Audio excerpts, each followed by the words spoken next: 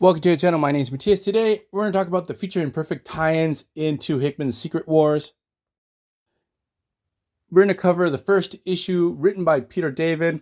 We have pretty good art by Greg Land. He does swipe a lot of his work, like all the ladies, when you see them and their poses.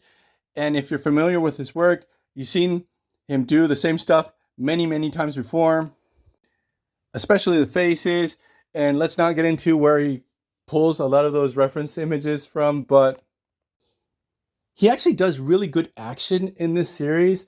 And when we get to see Maestro, his version of the character looks fantastic. And the story starts off surprisingly with a character that I did not see coming, Ruby, who is a Peter David creation, but not from the Hulk side of the Marvel Universe. She's from the pages of X Factor, and she was part of the Days of the Future Past. She's actually the daughter of Cyclops and White Queen. It's super cool for Peter David taking advantage of the whole situation of Battleworld, pull like this deep cut character that had been forgotten.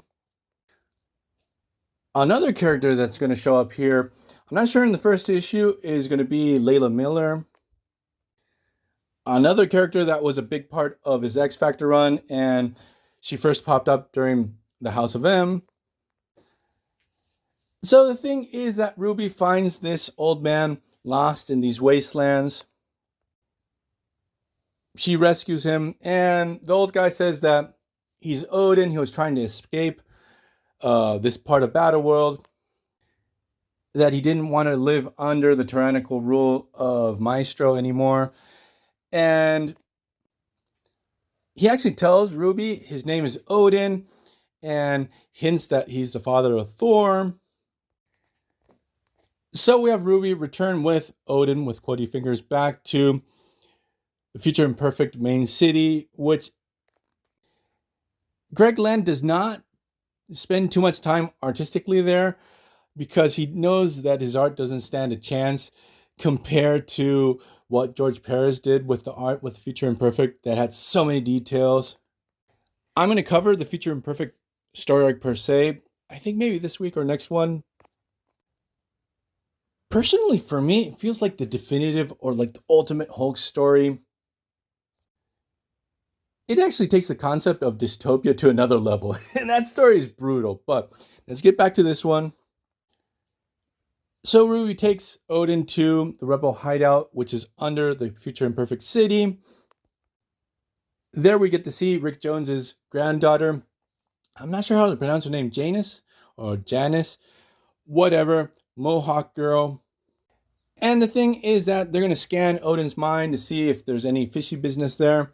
And obviously things go terribly wrong because the old man is not Odin, it's Maestro in banner form.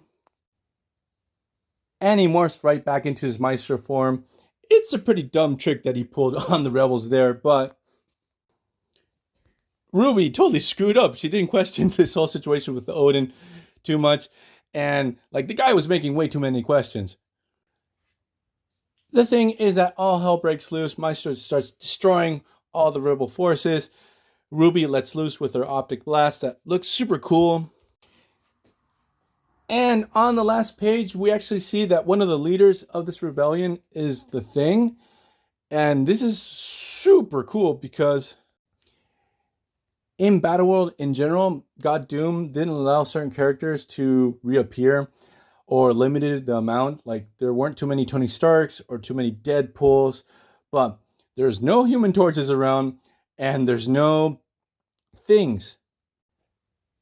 So the big question is, who the hell is this guy? Is he Ben Grimm? We're going to get the answer in the next issue, but we're going to leave this video here. I hope you guys liked it. See you guys next time. Bye.